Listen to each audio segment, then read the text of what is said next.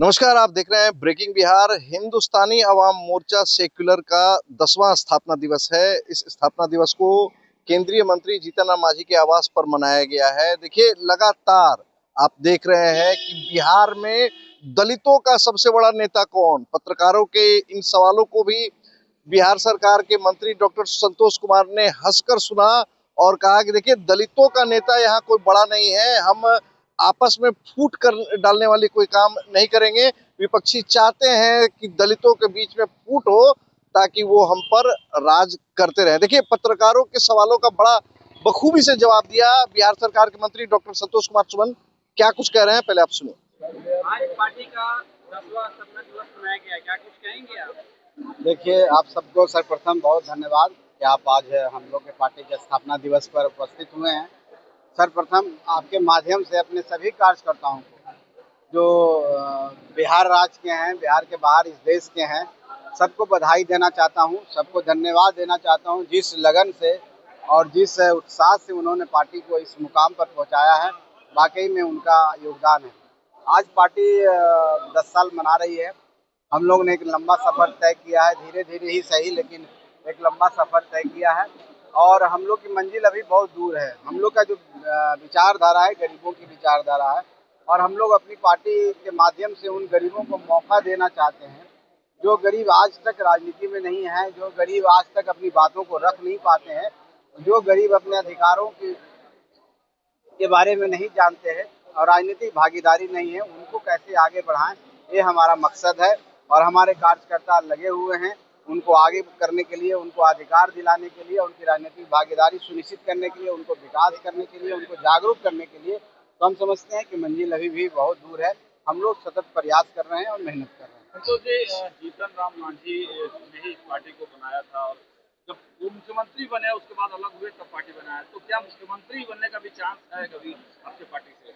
देखिए, ये जो सवाल है आपका, ये सवाल जनता इसके मालिक होती है और जनता इसको ज़्यादा विशेष तरीके से बना सकती है। जहाँ तक इच्छा की बात करते हैं तो इनको इच्छा नहीं होती है कि हम जिस समाज सेवा में आए हैं वहाँ पर सर्वोच्च पद प्राप्त करें, सर्वोच्च जगह पर जाए।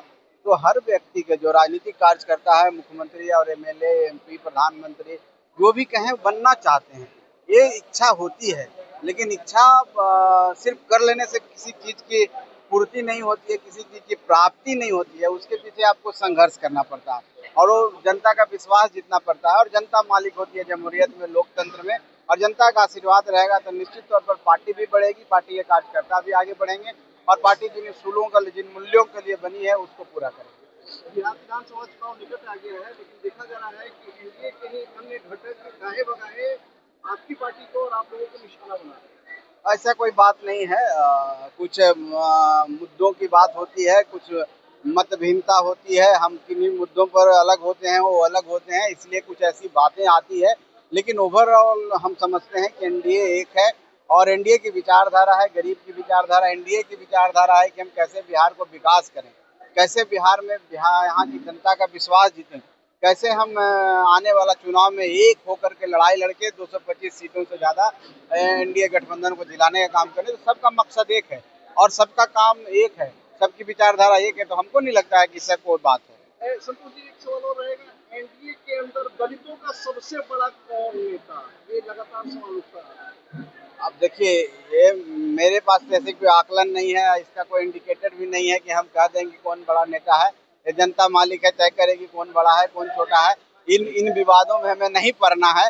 हम सबको एक होके काम करना है, क्योंकि आजकल यही देखा गया, आज नहीं सदियों से देखा गया है, डिवाइड एंड रूल। हम अगर अनुसूचित जाति में हैं, दलित में हैं, सब मिलकर के हम 20% से ज़्यादा हैं, अगर अलग अलग हो जाएंगे तो हमारी क्षमता कम हो जाएगी।